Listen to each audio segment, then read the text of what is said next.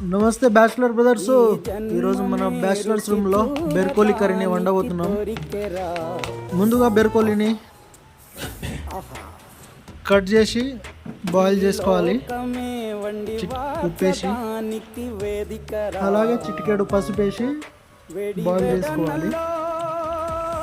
మెత్తగా అయ్యేంత వరకు బాయిల్ చేసుకోవాలండి. కొన్ని పచ్చిమిరపకాయలు, 2-3 టొమాటోలు, ఆనియన్లు కట్ చేసి ఆయిల్లో జీలకర్ర, మిరియాలు, అల్లము, ఇంకా మనం కట్ చేసుకున్న టొమాటో, ఆనియన్, అలాగే పచ్చిమిర్చి బాగా వేపుకోవాలండి. వేపుకున్న తర్వాత మనం బాయిల్ చేసుకున్నటువంటి బెర్కోలిని తీసుకొచ్చి అందులో ఆయిల్లో వేపుకోవాలండి. చిటికెడు పసుపు వేయాలి, తగినంత కారం వేసి, తర్వాత టొమాటో వేసి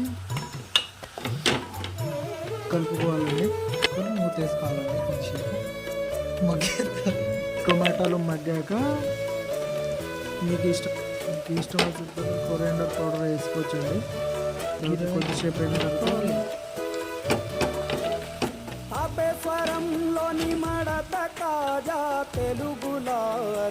టొమాటోలు మగ్గేంత వరకు బాగా కలుపుకొని తగినంత నీళ్ళు మనం ముందట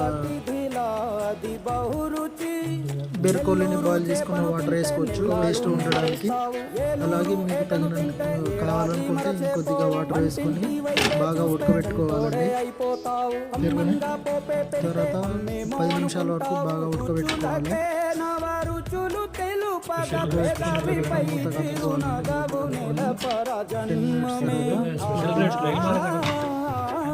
కావాలంటే మీరు గరం మసాలా కూడా వేసుకోవచ్చు. కొంచెం వేసుకున్నాను. చూడండి, బాగా ఉడికిపోయింది. తర్వాత దాని మీదకి రోటీ చపాతీలు ఉంటే దాని టేస్ట్ వేరండి. మేము 3-4 చపాతీలు తీసుకున్నాం. అలాగే రైస్ కూడా చపాతీ మీద తింటుంటే ముక్క బాగా మెత్తగా ఉడికిపోయిందండి. బెర్కోలి ఫస్ట్ టైం ట్రై చేసిన దాన్ని చాలా బాగా వచ్చింది. టేస్ట్ మాత్రం చూడండి, ముక్క బాగా ఉడికిపోయింది.